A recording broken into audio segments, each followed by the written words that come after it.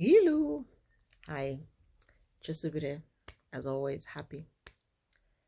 Um, there's something I love and I'm very passionate about, and that's the meal. Yes, I said the meal. Over the years, we have spent a lot of time focusing on the female, and I benefited from that. But even as men rule the world, we all say men rule the world. Even as men rule the world, many are ill equipped. Yes, they get jobs.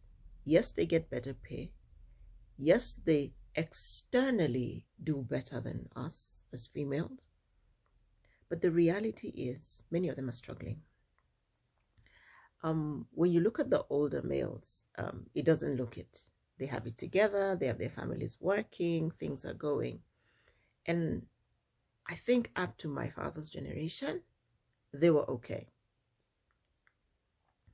There are major challenges in my generation, but I'm looking at the generations right behind me. I spend a lot of time around young people. And one of the things that has happened a lot over the last 2 or 3 years is I'm spending a lot more time around young men. 2 years ago, we had a conversation. There was a group of young people, about maybe 13, 14 of them. And we were talking about husband material and wife material. And for the guys, a wife would be somebody who can take care of the home, take care of him, have children, give him sex, and and take care of him is food and all those things. For the girls, it was very different.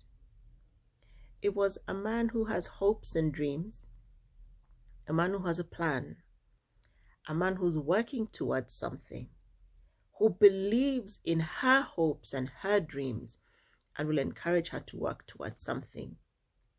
And as a unit, who would be a friend and a partner. And I remember asking the young men, does any of you fit this bill? This is what the girls are looking for. Does any of you fit the bill? And sadly, none did. Not a single one fitted the bill. Then I asked the girls, would any of you girls marry these boys with this bill of theirs of what a wife is? And they were all like, heck no, never ever. Kill the thought, perish that thought. And it gave pause for me, but it also gave fire in my belly. Fire because I had always thought that there was probably a problem in how the young men are raised. And I had the proof. Because I was talking to young people between the ages of 19 and 26. Across cultural lines, across social lines. And that struck a chord because now I knew that the questions I had been asking myself were true. So I will be doing a series about the sons. I am a mother of sons. Biologically, I have one son. But because of conversations, I end up spending a lot of time and building very solid relationships with young men. And I want to do a series on the sons, the male son. In scripture, we're told how God made them male and female. When God talks about man in scripture, it's male and female. When he talks about sons, when he talks about sons, it's male and female. So when scripture says that creation is groaning as it waits for the coming of the sons of God, there's a coming of the male son and there's a coming of the female son. The female son is the woman who is also the womb man. But story for another day. We will be doing a series on the male, asking a lot of questions, and I'll be sharing the insights I have come across as I've had very interesting conversations. I will be sharing the things I love and I know about the male sun. And hopefully, as some of you watch these videos, in the comments, you will share your experiences and you can tell me whether I'm right or wrong. I don't expect everybody to agree with my thoughts, and that's fine. I don't expect everybody to like it. No, I don't. And some of you will say that I'm a girl, I should be doing girl child. We've done girl child for long enough. When people talk about feminism, they talk about those who are fighting for the cause of women. Now, please understand me. I am a woman seeking the cause of creation. There's a place for women to rise. But when you have a super empowered woman and a disempowered man, you have a problem. A big problem. Somebody has to speak up for the boys and the men.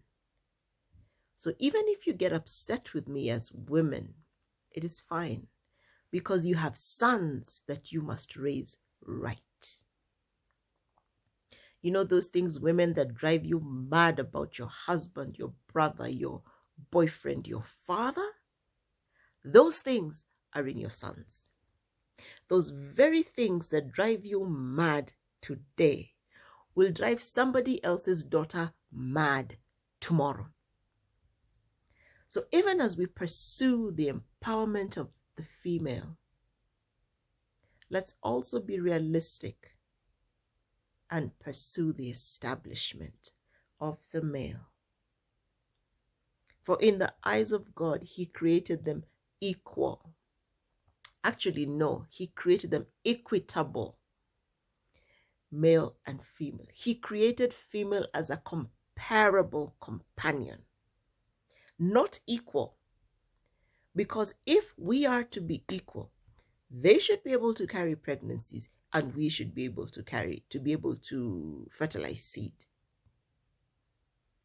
We are comparable to one another. So if one is on the mountain and one is in the valley, there's no value there. So join me as I do a series on the male. Because when we as females step into God right and position his male sons right, creation has a chance to enter her perfection. God bless you.